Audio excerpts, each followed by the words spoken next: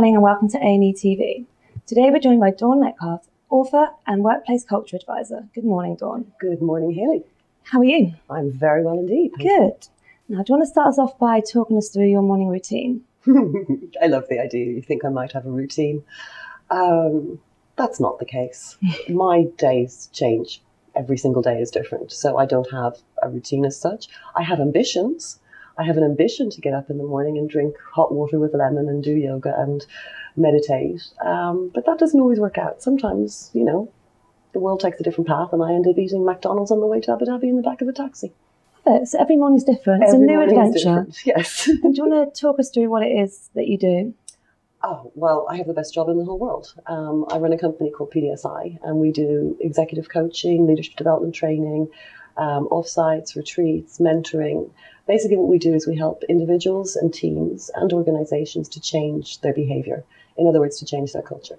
Amazing. And you've taken your business all over the world. Yeah. What has that taught you? People are the same everywhere. Really? Yeah, fundamentally, people are the same everywhere. We're all trying to achieve the same thing, right? We all want to be respected, we want to be loved, we want to be to be treated well. What that means changes depending on where you are, but it also changes depending on when you are. So these things change over time, they change over geography, but fundamentally, human beings are the same everywhere. Okay. But are there any challenges you find in particular in this region?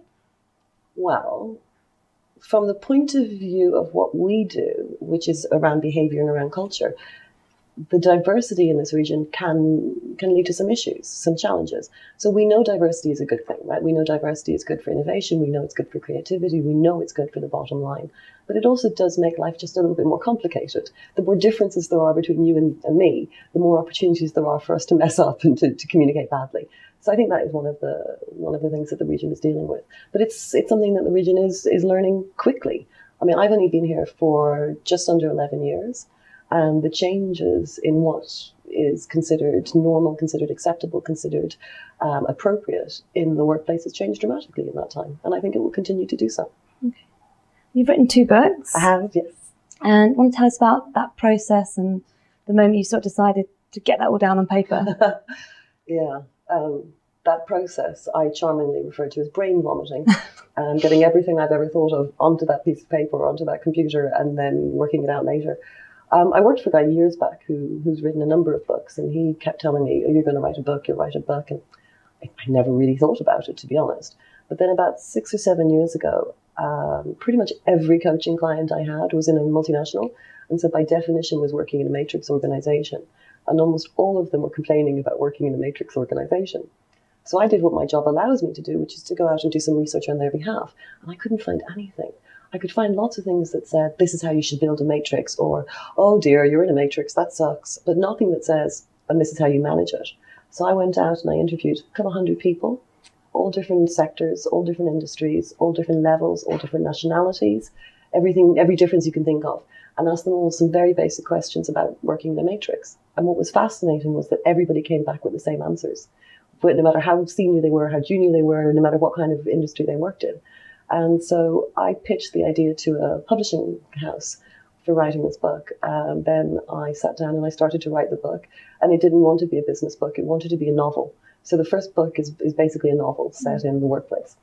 And then one of the things that came through as a result of that book, which is Managing the Matrix, was that particularly in a matrix organization, particularly when there's lots of diversity, people can sometimes avoid the difficult conversations that we know need to happen if we're going to see the changes that we want. And so that's when Hard Talk was born, I suppose. Okay, it's really interesting that you kind of set out to do one thing and it just evolved into something else. I would love to tell you that I had a plan 25 years ago. I did not. The plan. We're not sure what the plan is, day to day, long term. Right. And then we'll see what happens, and then we'll do another thing. Do you want to talk us about, tell us about your biggest achievement to date? Look, I've never saved a life. I've never, changed the world. I'm not sure that I'm in a position to talk about my achievements. Writing a couple of books is fun. Having the first book translated into Arabic, that was fun. But in terms of achievements, I don't know. My job really is to work in the background. It's to try and make other people look good.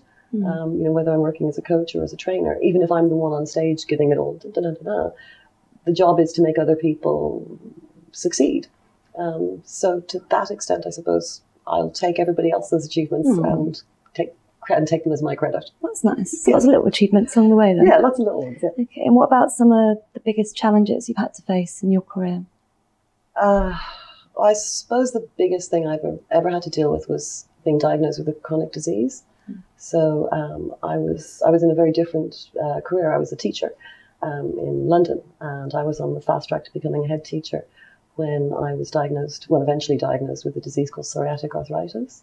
So for about a year, I wasn't sure if I would ever walk again, never mind work again. And that was scary, scary, scary. But that meant that I could no longer teach in the kind of schools that I enjoyed teaching in. So I ended up moving into the private sector and got to do all this. So, every cloud has a silver lining. Yeah, exactly. And what's it you still want to achieve? Oh, so many things. Well, Hard Talk, which is the second book and the program that goes with it, we're taking global. So I'm super excited to have created something here, in the region that we can then bring globally, as opposed to what often happens, which is things come from outside to us. So we're going to bring this global. Oh, lovely. And who or what is it that inspires you the most? So until very recently, I would have been embarrassed to say the answer that I'm going to give you. But I was sitting on a panel with Raj Al Ghurg at the Emirates Lit Fest the other day, and Kristen Sherry, who is a PDSI partner as well. And what we all ended up doing was talking about our fathers and how these are the people that inspire us. So if I think about my father, he's now 70. He's still working. He doesn't want to be, but they keep pulling him back in to do the job that he does. He works as a trainer these days. And despite the fact that he must have, 50 years, he's been half a century working in a very small market that is Ireland. I don't think anybody that I've ever heard of has ever had anything bad to say about him. He's just a genuinely good guy. Well, that's really sweet. Yeah, he's lovely. Do you have a personal motto that you live by? No. Want to make one up now? I will make one up now. What would my personal motto be? My personal motto would probably be the same as my professional motto, which is imagine that it's going to be on the front page of the newspaper tomorrow. Okay. Whatever you're about to say, whatever you're about to do, imagine it's going to be on the front page of the paper tomorrow. Are you comfortable with that? Are you comfortable with people knowing who you really, really are and what you really, really do? Because if you're not, then what's the point in any of this? That's really interesting. I like being able to answer the phone or look at my email and not worry about people saying something nasty about me because I'm, transparent. Oh, lovely.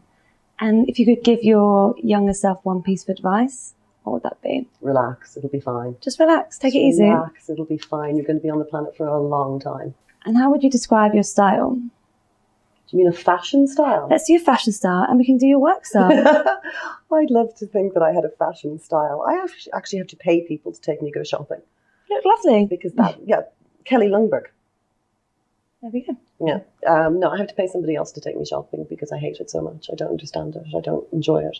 But I would say whether it's fashion, whether it's business, whether it's my personal style, I would say straightforward. I mean, hard talk lady. So very straightforward. Okay. No nonsense. And what is it you say no to? Everything that I possibly can. Anything to do with bureaucracy, anything that involves a spreadsheet, no. I can break a spreadsheet by simply opening the email that the spreadsheet is attached to. So no, we don't go near spreadsheets. Anything that other people can do better than me, so that I can sit, which is a lot of things, so that I can sit and focus on the things that I do better than other people, which is a much smaller subset, sadly. So shopping, spreadsheets, they're out. Yeah, absolutely. Anything to do with bureaucracy. Okay. Like I don't even like having to send people calendar invites. I want them to do it to me. I really resent bureaucracy. Okay, fair enough. And processes. And are you reading a book right now? Am I reading a book right now? Yes. I started a Margaret Atwood last night, but I don't remember what it's called. But I decided, with the times that are in it, rereading Margaret Atwood is probably a good thing to do. Lovely.